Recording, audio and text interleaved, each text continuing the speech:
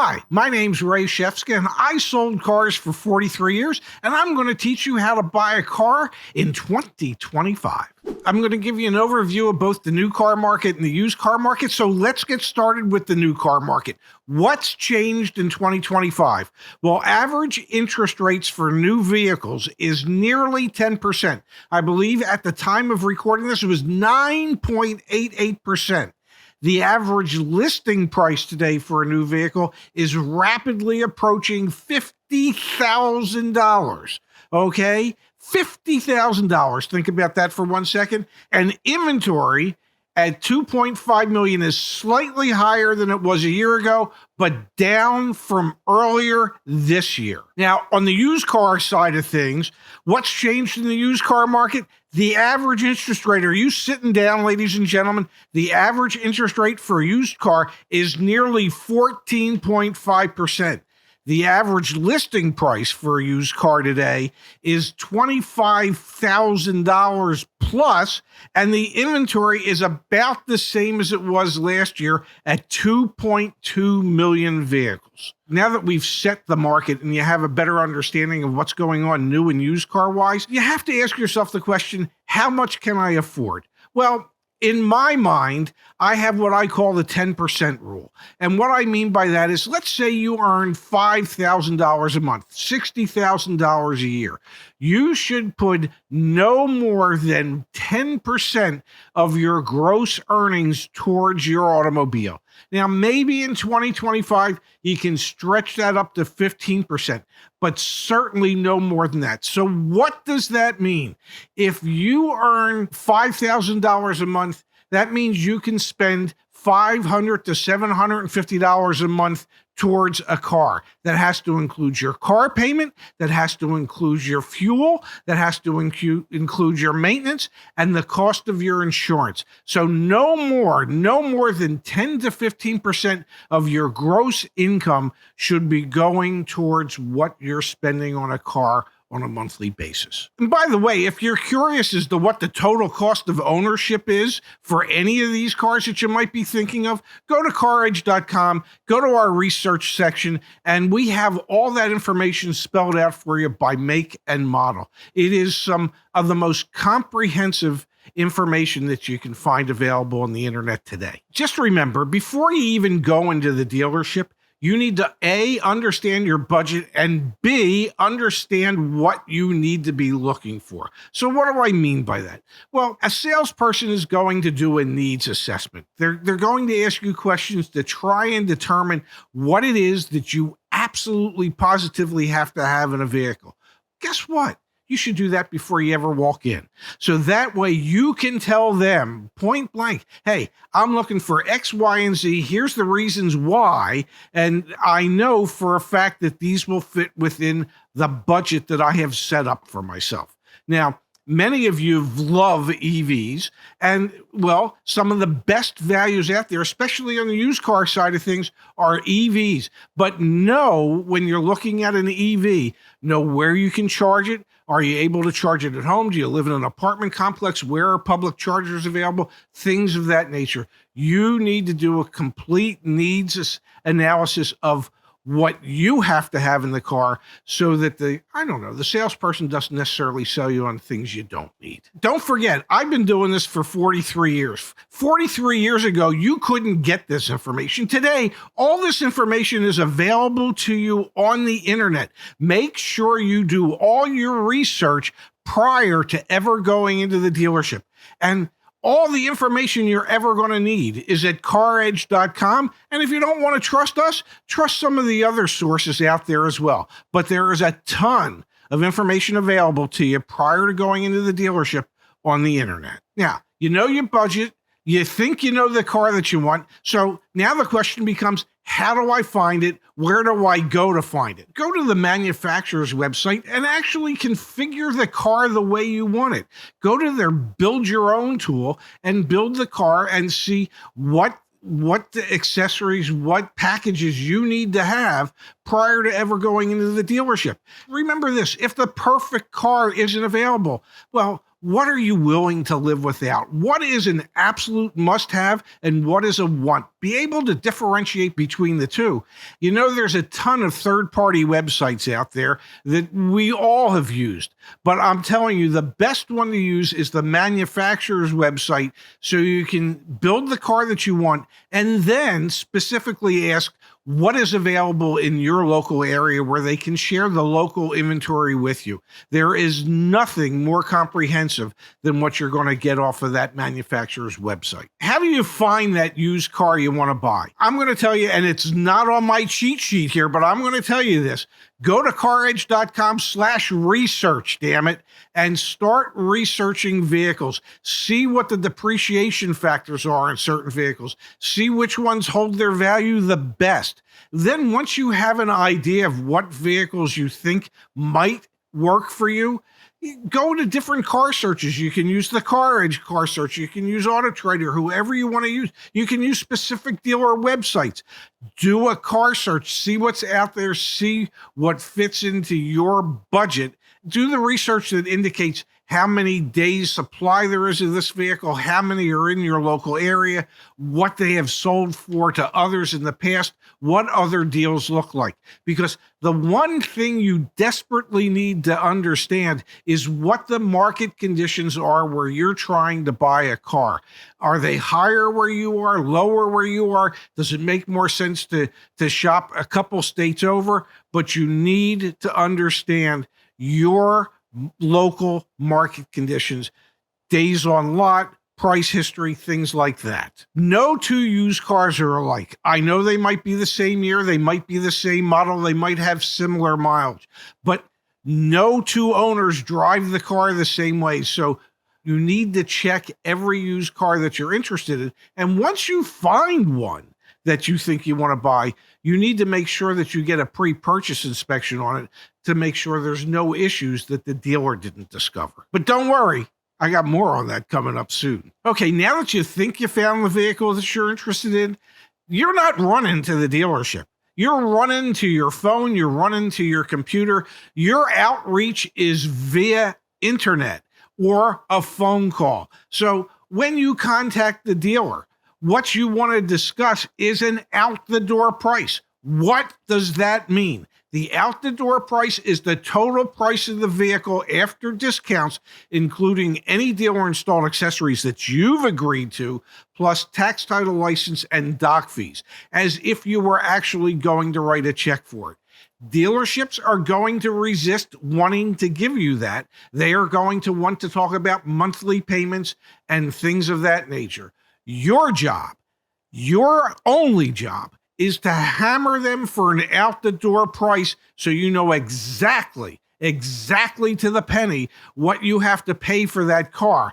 And then if that fits into what you've budgeted, you can then determine what your monthly payment will be after that. So now that you've reached out to the dealership, either someone from their internet department or more than likely a salesperson will get in touch with you. They will do their best to deflect every question you've asked and not give you an answer to that. Ultimately, you want to continue to push them for an out-the-door price. And if the salesperson is unable to accommodate you with that, then escalate it. Ask to speak to a sales manager or a general sales manager. They're going to start you off either with an internet sales manager who all he wants to do is set up an appointment for you to show up, or a salesperson.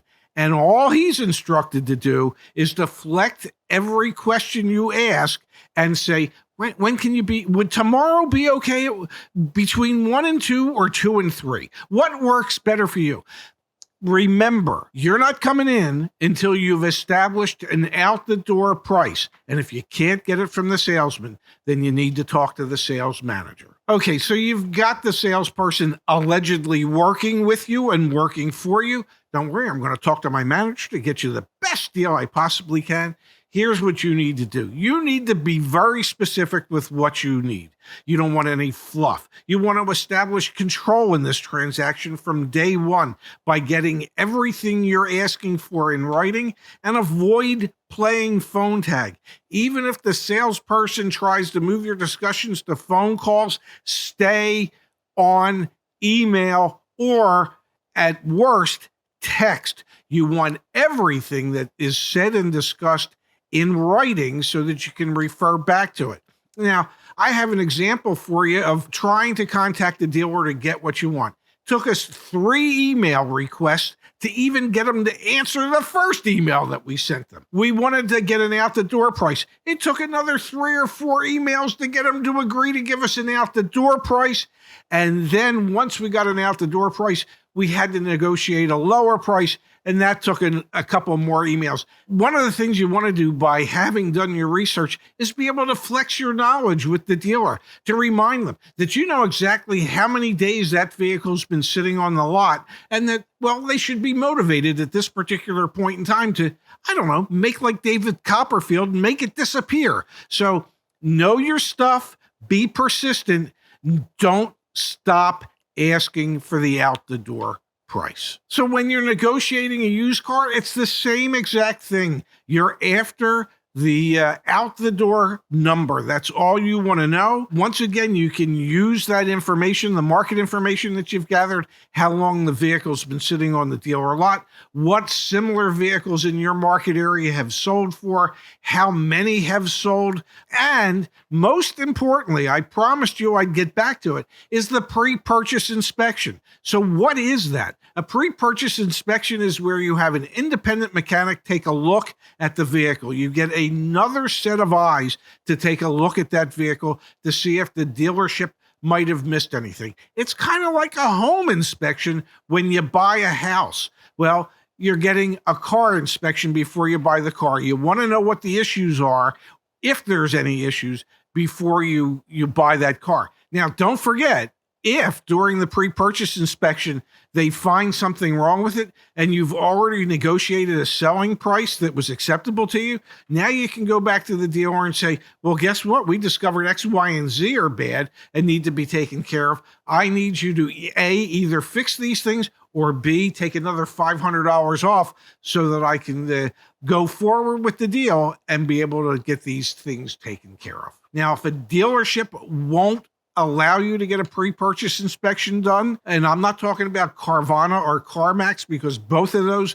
will give you time to do it after you've purchased the car. But if your independent used car dealer or local new and used car dealer won't let you get a pre-purchase inspection done, you need to go somewhere else. Now, if you have a trade-in, this is what I want you to do.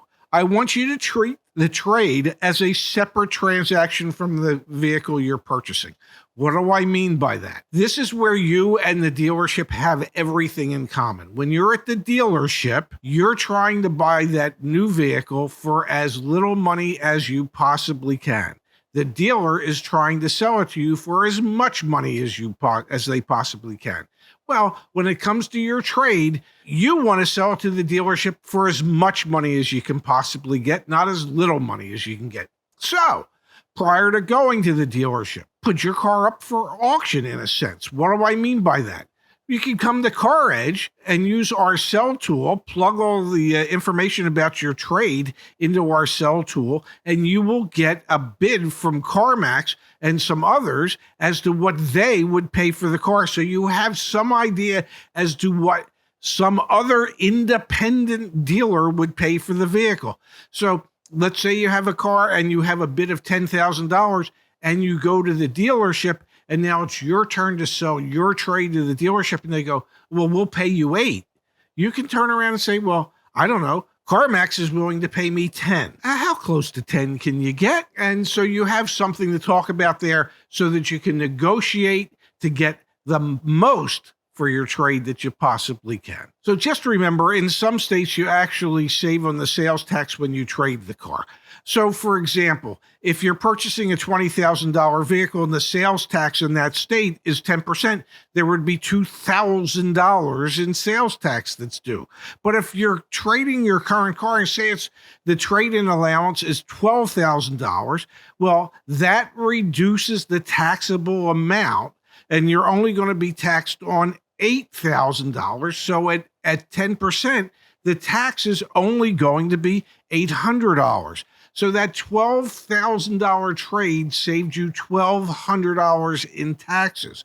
That's not in every state, but it is in most states. So with the sales tax basis benefit, if you were in a state where you get that, you may not get the exact amount from the dealer that you got in some of your other offers, but with the sales tax savings added to it, it very well could exceed that value. So that's something to always bear in mind. So now that you've done all the hard work of negotiating the out-the-door price, negotiating the value of your trade, now it's time to show up at the dealership and, I don't know, actually test drive the vehicle to make sure that it performs the way you expect the vehicle to perform.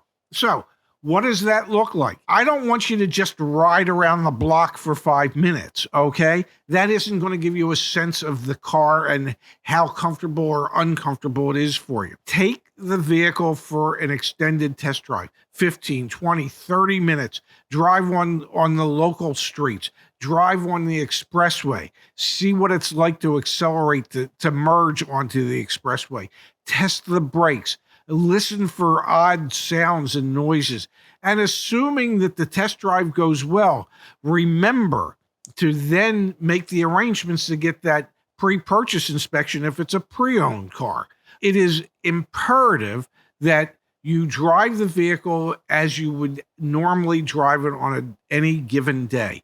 Not one of these 5-minute little make a right, okay, turn in, park the car. It is 15, 20, 30 minutes of driving, really get a sense of what this car does and how comfortable you are sitting in it. Just be careful when the salesperson's asking you questions during the test drive. Be nice. Say, hey, I'd love to chat with you, but can we chat after the test drive? I'm trying to listen for any unusual noises or any sounds that might be concerning to me. If he says, well, you love the car, don't you? Say, yeah, so far I seem pretty pleased, but let's complete the test drive and then we can sit down and we can work out any particulars that need to be worked out. Okay, so now you're there. You've done your test drive. The car's everything you hoped it would be. You had agreed on an out-the-door number. And if you want to take one final shot to see if you can maybe save a couple more $100 or whatever, then that's the point where you say, you know what? I like the car. I'm not sure I like the car $20,500 enough. Maybe $20,250, and I'll drive this bad boy home. Take the shot. That's the time to take the shot. Every dealership will tell you. Your presence is your leverage. If you're there and you can actually finish up the transaction, they hate to let you leave without the car. Now, if they've negotiated in good faith and $20,500 is the best number, and they'll tell you that's the best number, they're not going to let you leave for $250. And if they do let you leave, it's because they don't have any more room to go. And remember, the fact that you can look them in the eye and go, I'm ready to complete the transaction right now. Don't let me leave without this car. That carries some weight. Now that you've agreed, okay, now comes the real fun. Because you're going to want to get a copy of the buyer's order, the purchase order, so you can make sure that everything you've agreed to is listed and everything adds up to what it's supposed to add up to. And then they're going to ask you, were you paying cash? Were you financing? What were you doing? And you're going to go, I haven't decided yet. All options are still on the table. And the reason you're doing that is perhaps you will finance if the offer makes sense, or perhaps you will pay cash if you have the cash, or perhaps you will use your outside financing that you set up prior to going to the dealership if they can't match the rate or the term. Say, that's something I want to discuss with the finance manager when we're finishing up all the paperwork. If you've noticed, so far we've never discussed anything other than the out-the-door price. My intention was just to establish the out-the-door price. Now, after I'm getting hammered, because the salesperson is going to keep asking me through the entire process, well, you're going to finance part of it, aren't you? How much money are you going to put down? What type of monthly payment are you looking for? And intentionally, I haven't shared any of that information because I've just wanted to concentrate on the out-the-door price. Those negotiations as to whether or not you're going to finance, how much money you're going to put down if you're going to finance, what type of payment you would be comfortable with if you were going to finance, at what rate, all that is a negotiation that will take place with the finance manager once you've approved the purchase order. You hear that bell?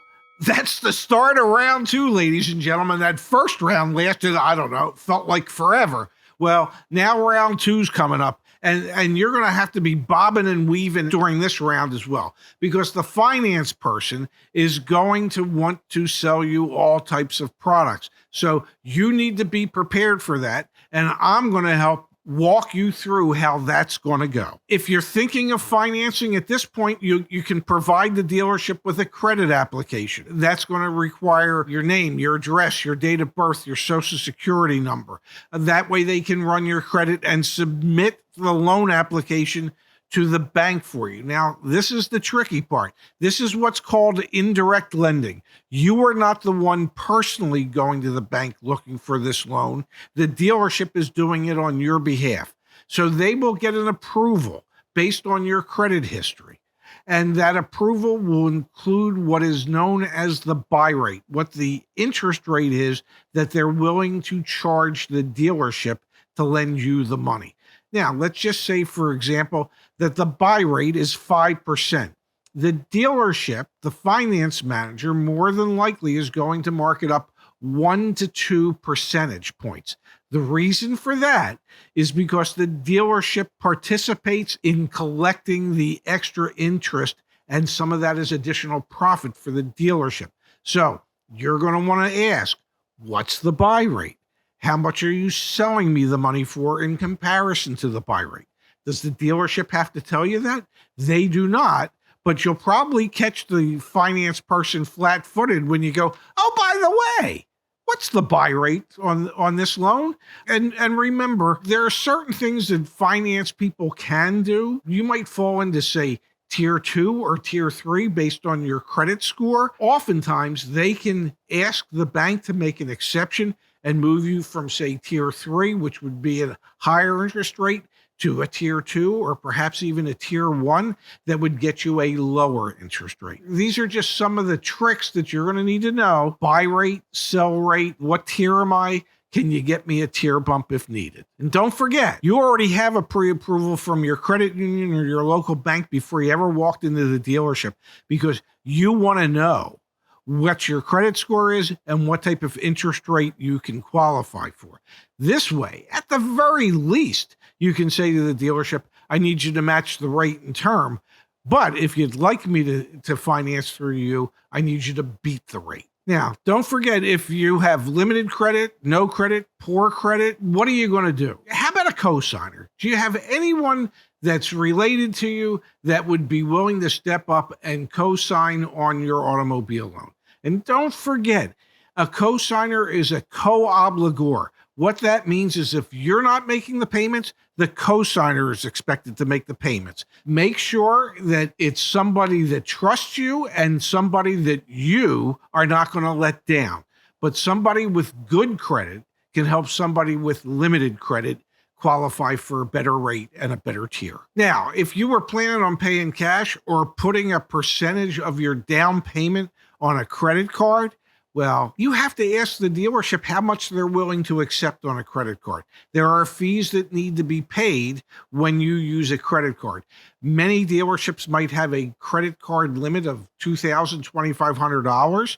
That's the max they'll let you use on a credit card. So you need to establish what that is beforehand. If you want to put it on a debit card where there are no fees, you have to address the debit card limit prior to going into the dealership. Just know, if it's cash, it can't just be all on a credit card, and find out what the dealership is going to require if it's a cash payment. Are they going to require a treasurer's check or a cashier's check? Are they still going to require a credit check to make sure that, well, you actually are who you say you are? Or are they just going to do an OFAC report, which is part of the Patriot Act, to make sure you're not on any governmental watch lists where you're not allowed to buy a car? So that's just an aside if you're paying cash. Okay, one of the things the finance manager is obligated to go over with you are all the products and the programs that they have available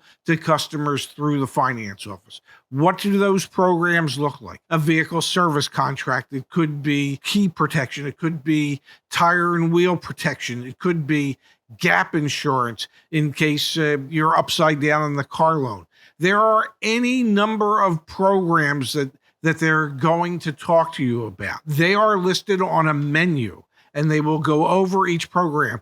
If you're financing, they're just going to want to tell you how it impacts your payment, not necessarily your term, just your payment. If you think there's any value in any of these items, your job is to say, I don't care at this point what or how it impacts the payment.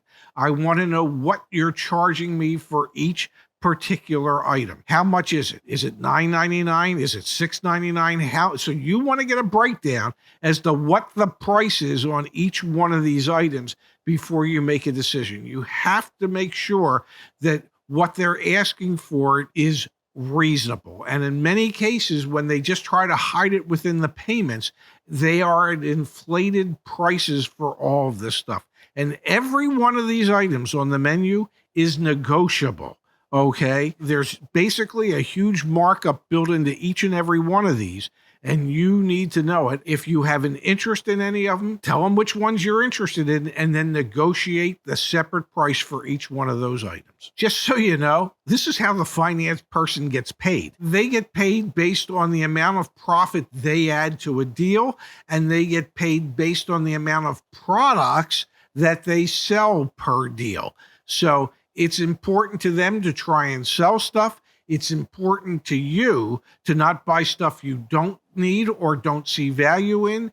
And it's important to you on the items you do see value in, not to overpay for them. Believe it or not, we're done. You just learned how to buy a car in 2025. Don't forget, you need to do your market research. You need to always ask for and get the out the door price. If it's taxable, remember this. If it's taxable, it's negotiable. Slow the process down. Practice saying no. What do I mean by that? If at any point in the process you don't feel as if you understand what they're trying to do or what they're saying to you, just say, time out. Could we move a little slower here? I have a question. Could you explain this to me in detail? The most powerful two-letter word in the English language is no. So don't be afraid to say it, and don't be afraid to slow down the process if you feel like, I don't know, you're losing a little bit of control. So now you have it. Now you know how to buy a car in 2025. Market research, out the door price. If it's taxable, it's negotiable. If I don't know, slow down. At CarEdge, we're here to help you every step of the way. We can help you with everything. Find the car, research the car, gather all the information you need so you never go into a dealership blind. We're here to level that playing field for you.